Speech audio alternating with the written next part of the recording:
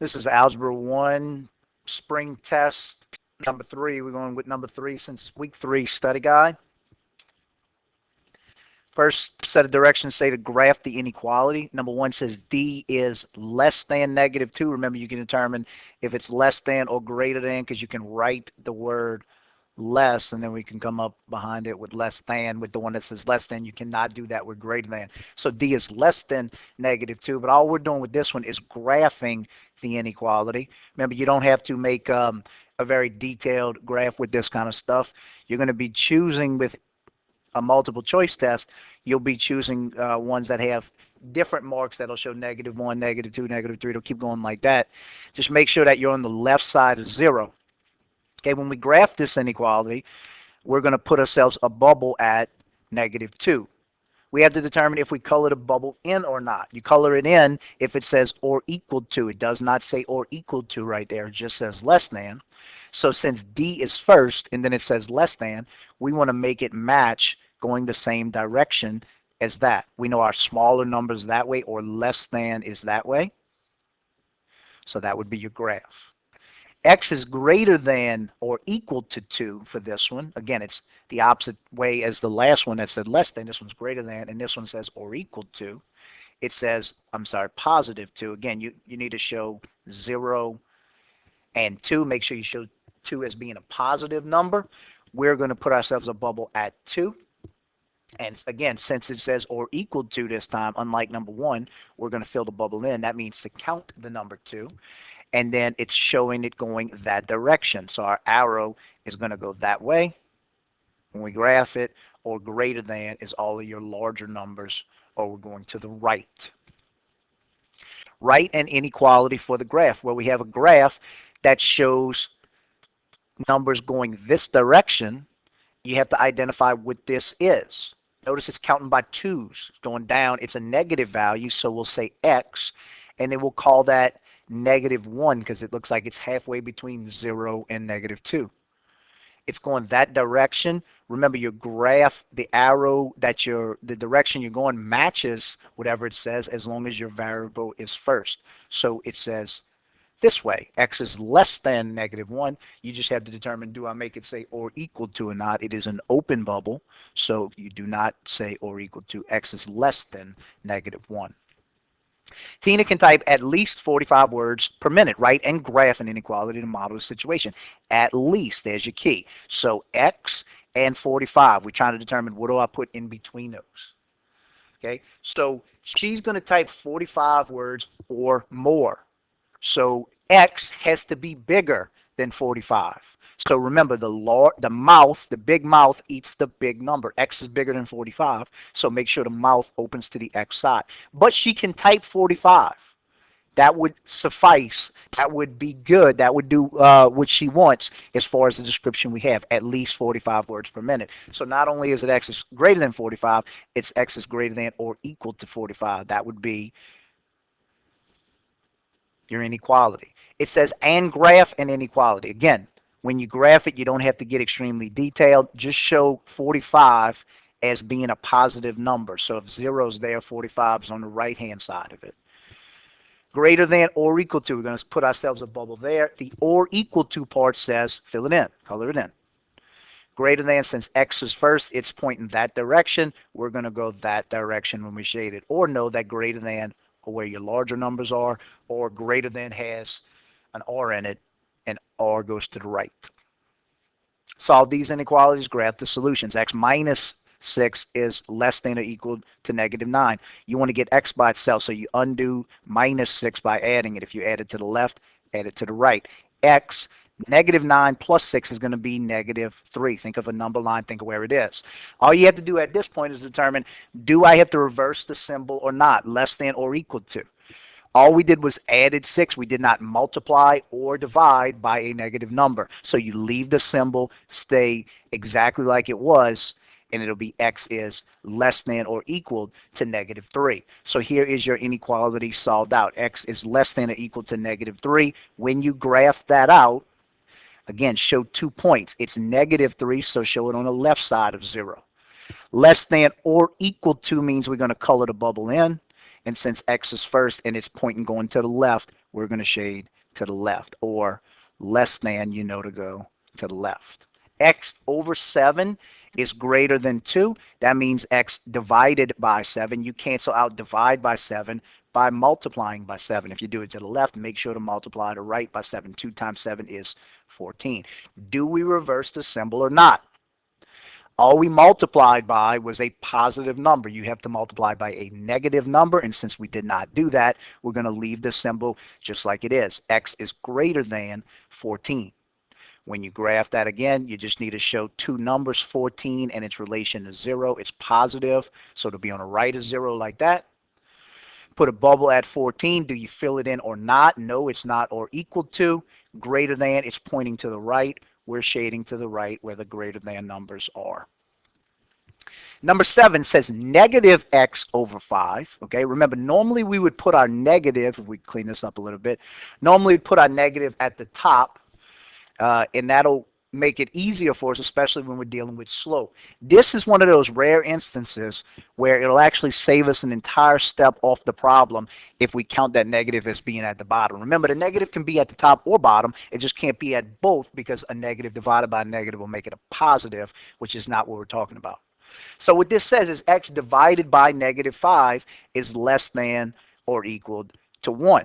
We want to make it say x is something. It says divided by negative 5. We know how to cancel out division. We just did it on number 6. We multiply. In this case, though, we're going to multiply by negative 5 to cancel it out. If you multiply to the left, you have to make sure to do the right. 1 times negative 5 is negative 5. But here's one of those instances with inequalities. If it says less than or equal to, when you multiply by a negative number, you have to reverse the symbol. It becomes greater than or equal to. So x is greater than or equal to negative 5. And when you graph it, remember, you're going to show two numbers, negative 5 and its relation to 0. So make sure it's on the left side of 0. Greater than or equal to means we're going to color the bubble in at negative 5. And since it's greater than, we're going to the right, or we're going the same direction as the arrow in our inequality. Number 8 says to solve the inequality, then graph your solution. These are compound inequalities. This is this week's stuff. So instead of having a left side and a right side, now we got a left, a middle, and a right. We're still trying to get x by itself, though. Whatever you do to the middle, you have to make sure to do to the left side and to the right side. So it says minus 4. You want to undo minus 4 by adding 4 to the middle. That'll cancel it out. If you add 4 there, you have to make sure to do it to the left side and to the right side. 2 plus 4 is 6, and negative 8 plus 4 is negative 4. So what we have is 2x in the middle. Negative 4 plus 4 canceled out. All we did was added 4 at this step right here. So we do not reverse the symbols. We leave them say less than or equal to for that one, and we leave it say less than for that one. We don't quite have x by itself, though. We have 2 times x. We cancel out multiplication of 2 by dividing by 2. If you do it to the middle, make sure you divide the left and the right by 2 as well. Negative 4 divided by 2 is negative 2, and 6 divided by 2 is 3. Now, don't get confused with this part. This is the part a lot of people make mistakes on. They think since this becomes negative 2, or since this is negative 4, that determines if they reverse the symbol or not. Neither one of those has any bearing on whether you reverse the symbol or not. The only thing that matters is when you look at this step here, what are you dividing everything by? You're dividing by positive 2, so you leave the symbols just like they are and let them say less than or equal to for that one and less than for that one. So negative 2 is less than or equal to x, which is less than 3. Then graph your solution. Again, we have two numbers we're dealing with. We have negative 2 and positive 3. Just make sure you put them in order on your number line. Negative 2, positive 3. Remember, with this, it's easier to graph it looking like this. This says x is less than 3. So if we put ourselves a bubble on 3, we determine if we have to color it in or not.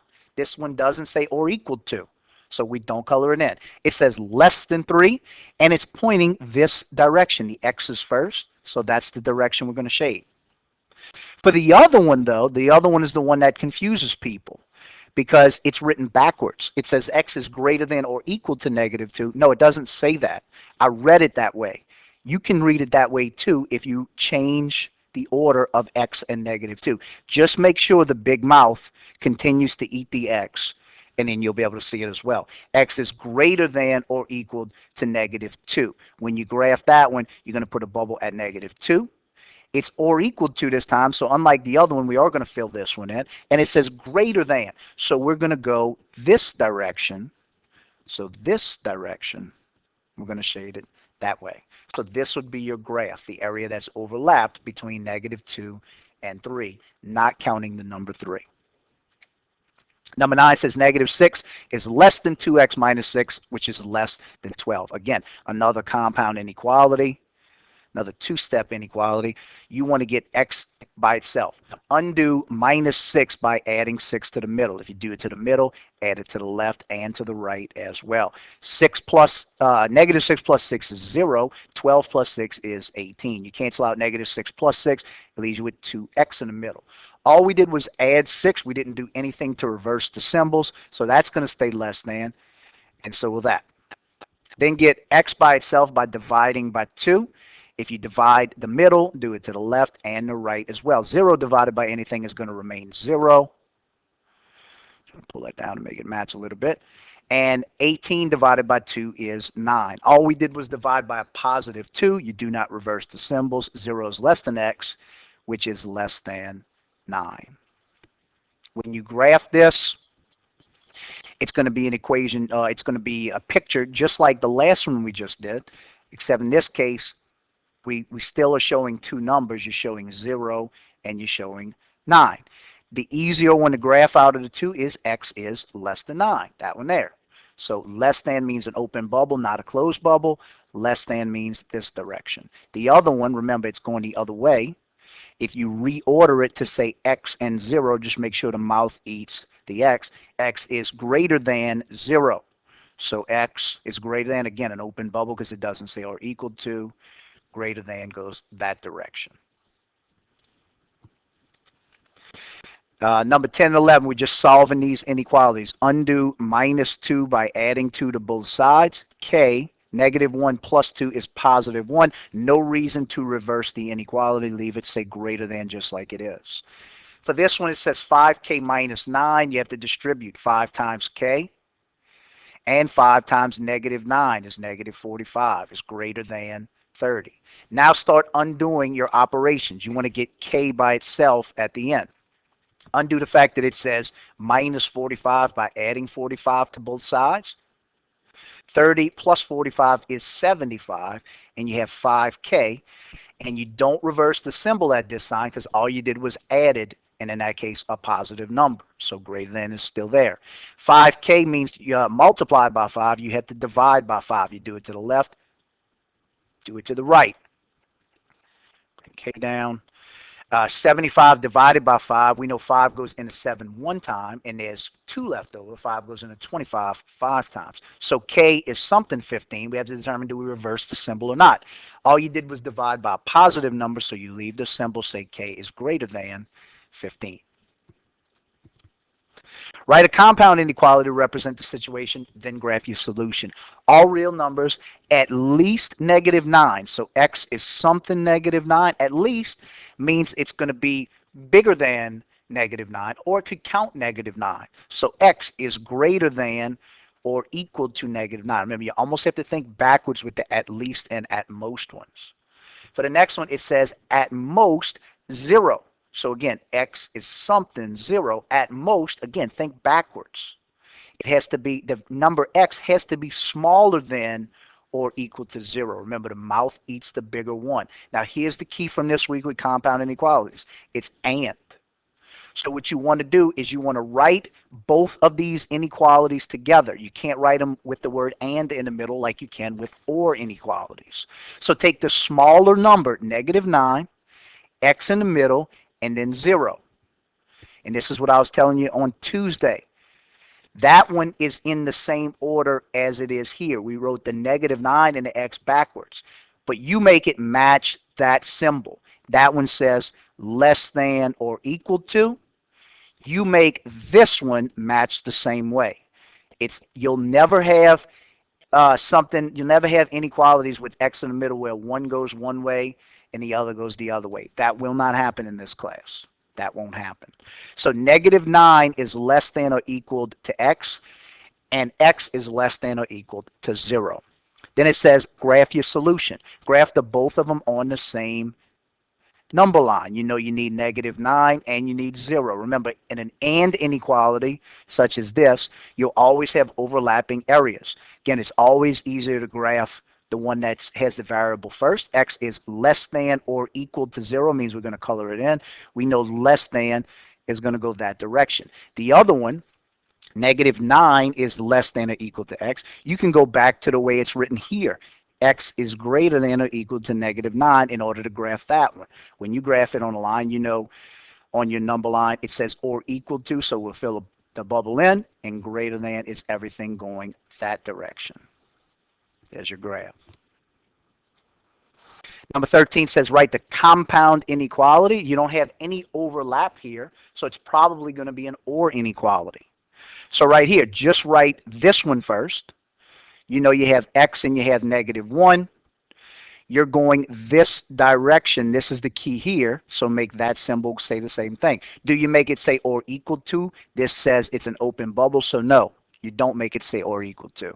The other one is x and it's the number 1. Again, it's going this direction, so that's the way you're going to make it go. This is a closed bubble, which means to count it, which means instead of just saying x is greater than 1, you make it say x is greater than or equal to 1.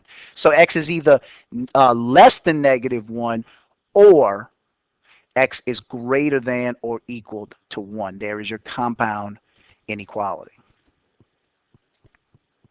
Find the x and y intercepts. Remember, in order to find the x-intercept, you plug in 0 for the opposite one. 6x plus 4 times 0 equals 72. 6x plus 4 times 0 means plus 0 equals 72. Then you get x by itself by dividing by 6. If you do it to the left, do it to the right. 6 goes into 7 one time, and there's 1 left over. 6 goes into 12 two times. Your x-intercept is at 12. In order to find your y-intercept, you plug in 0, but this time you plug it in for x. So 6 times 0 plus 4y equals 72. Again, anything times 0 cancels it out. 4y equals 72. When you divide by 4 to get y by itself, we know that 4 goes into the number 7 one time, and there's 3 left over. 4 goes into 32 8 times. So y's intercept is 18. Solve the equation. So now we're going back a bunch. 4 times y is 4y. 4 times 4 is plus 14 equals 40. Undo plus 14 by subtracting 14. Remember, you do your order of operations backwards. 4y equals 26.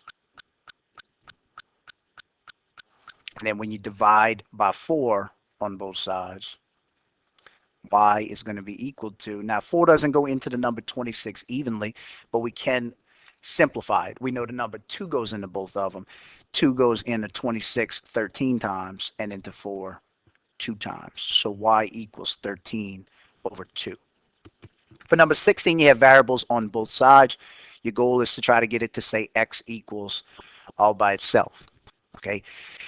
With inequalities, you always want to bring them to the left because it makes graphing much easier. But when we first learned variables on both sides, remember we brought the smaller variable over to the larger one side. 2 is smaller than 4. So it's positive, so it tells us to subtract 2x to cancel out the plus 2x. When you subtract it on the left, you do it on the right. That leaves you with 2x on the right. You still have plus 6 there, and you still have positive 8 on the left. Since you brought your x's to the right, you want to bring 6, or your constant terms, to the left. It says plus 6.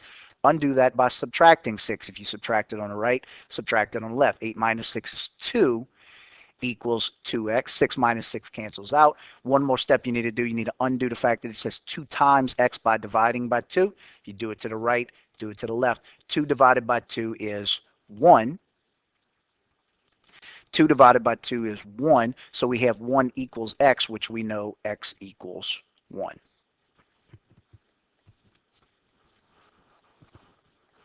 Finding the slope of this line. Toughest part about finding the slope is you need to come up with 2 good intersection points that you can count from. There's one, and let's say we use that one. There's plenty of them on this one because this is a really easy slope. But remember, slope is how many times you go up or down. You rise over how many times you go left or right. Remember, if it goes up, it's positive. Down, it's negative. If it goes left, it's negative. To the right, it's positive. So always start at the one that's farthest to the left, this one, and count how many times you got to go down. You go down once, twice. We went down twice, so it's -2. Then count how many times you have to go to the right. Once, twice. We went to the right twice, so it's +2. Simplify this. Your slope is -2 divided by 2. A negative divided by positive is a negative. 2 divided by 2 is 1. So your slope, which we represent with m most of the time, is -1. Number 18, find the slope. Remember, you can use the slope formula. The change of y sub 2 minus y sub 1 is the change because it's the difference. That's why we subtract them. Over the change of x sub 2 minus x sub 1. You can label it as xy, and you can call this one 0.1 and this one 0.2. You do not need to do any of that.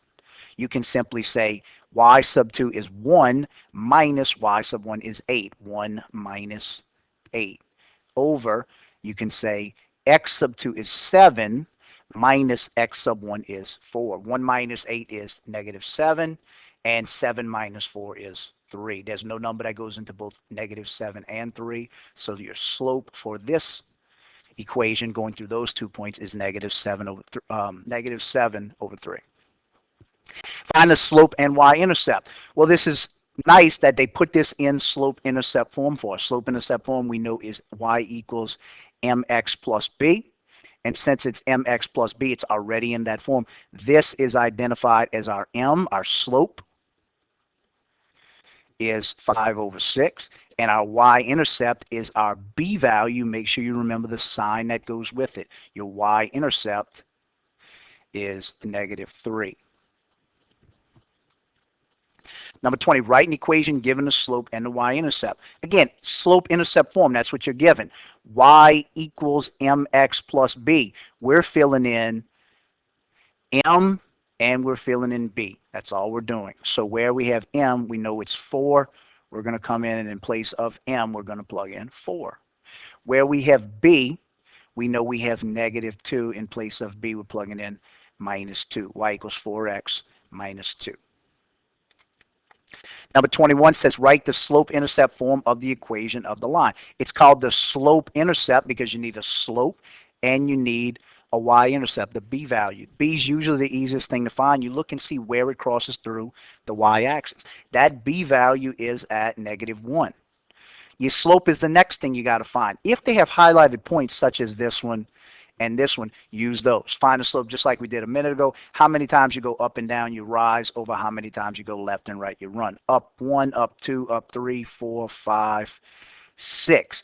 Up 6 is +6. To the right, 1, 2, 3, 4, 5, 6, 7, 8. To the right, 8. We have to make sure to simplify this. The number 2 goes into 6 3 times, and it goes into 8 4 times. So your slope is 3/4. Again, slope-intercept form, y equals mx plus b. You're putting in m and you're putting in b. So we just found m. It's this 3/4 right here. That's where we're dropping it in place of m, 3/4 x.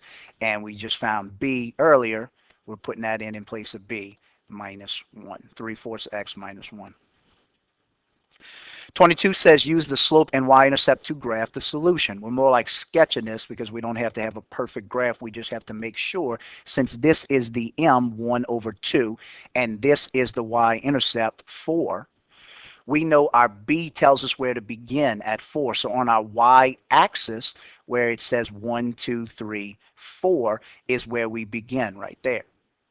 Our m is 1 over 2. Remember, b tells you where to begin, m tells you where to move. It's rise over run. You go up 1, you rise 1, and you run 2 to the right. So up 1 more and 1, 2 to the right is your second point. When you have 2 points, you can draw your equation. 23 says use the slope and y-intercept to graph the equation. Again, same thing. We got a nice, neat equation in y equals mx plus b, where your m is 1/4 and your b is 3. B tells you to begin at 1, 2, 3. We're going to have to go one more than that, so I'll just put a couple of marks for us. Begin on your b or your y axis at your intercept at 3. Your slope tells you 1/4, says go up 1 and to the right 4. So up 1 and over 1, 2, 3, 4. Now we have 2 of them. So our slope looks like that. And as best you can, draw yourself a straight line through those. Write the equation in point slope form of the line through the given point with the given slope. Remember, point slope form is y minus y sub 1 equals m times x minus x sub 1. Y minus y sub 1 equals m times x minus x sub 1. Those are the values we're going to fill in. This is our x sub 1. This is our y sub 1. So what we're doing is in place of y sub 1, we're plugging in the number 4. But again, since it says minus y sub 1, you want to plug in the opposite of whatever it says. It says 4, you plug in negative 4, which is minus 4. Do the same thing with your x value. It says 3. We want to plug it in where it says x sub 1, but again, since it says minus x sub 1, 3, we're going to put negative 3, which means minus 3. The last thing is the m value. This is not the opposite because there is no negative or minus value. In place of m, you plug that in as 5/6. So y minus 4 equals 5/6 times x minus 3, point slope form. 25, are they parallel? Explain why or why not. Parallel lines have the same slope or m value. Okay. This one's m value is 2. So in order for the other equation to be parallel, it has to have the exact same m value being 2. So take 2x minus 2y equals negative 4, standard form, and make it say y equals mx plus b. Bring 2x over to the other side. That'll leave you with 2y equals. It was positive 2x over here. So when you undo it, you subtract 2x. If you subtract the left, you subtract it from the right. Remember, you can't take it away from negative 4 because they're not like terms. You simply have negative 2x and you have negative 4, them right next to each other. Then get y by itself by dividing by negative 2. You have to divide everything by negative 2 on the other side. Negative 2 divided by negative 2 is 1x. And if you want to write the 1 in there, you can where you can see it. Negative 4 divided by negative 2 is positive 2. Now you have y equals mx plus b. Its m value is the 1 that you didn't have to write in, but notice that that 1 value is not the same as the other one, which was 2. So is it, or are they parallel? No, they are not. And where it says explain, they have different slopes.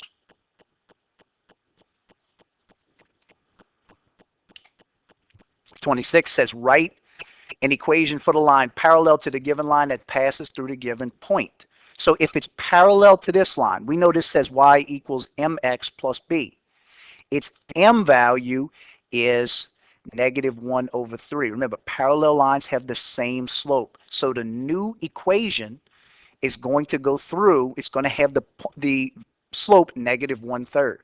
Then it says it goes through this point, 0, 2. So it gives, we have a slope and a point. So we're going to write it y minus y sub 1 equals m times x minus x sub 1. The m value we'll plug in first because it's right here, negative 1/3. And then our y and our x values, our y value we'll plug it in right here for y sub 1. Remember, it's the opposite of 2. You always put it in as the opposite, which is minus 2. And our x value, we'll plug it in right here for x. We'll plug it in right there for x sub 1. You put the opposite of 0 or plus 0 or minus, you just put in minus 0, which means the same thing as plus 0. So y minus 2 equals negative 1/3 times x, or x plus 0 would be acceptable.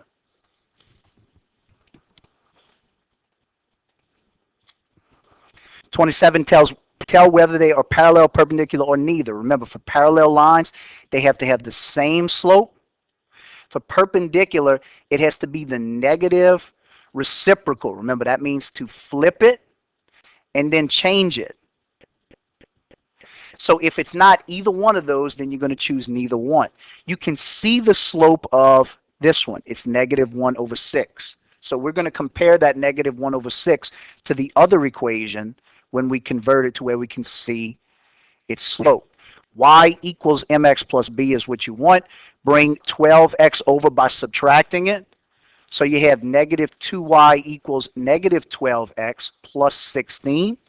And then when you undo negative 2 times y, you divide by negative 2 on both sides. You have to make sure to divide everything by negative 2. Negative divided by negative is a positive 6. And then 16 divided by negative 2 is negative 8. So y equals 6x minus 8. So that's your m value is 6. Your m value is 6. When you compare that m value to the other one, negative 1 over 6, notice that 6 is the same thing over 1. It flips and becomes 1 over 6, and positive becomes negative. So number 27, they are perpendicular. They are perpendicular lines because they have negative reciprocals.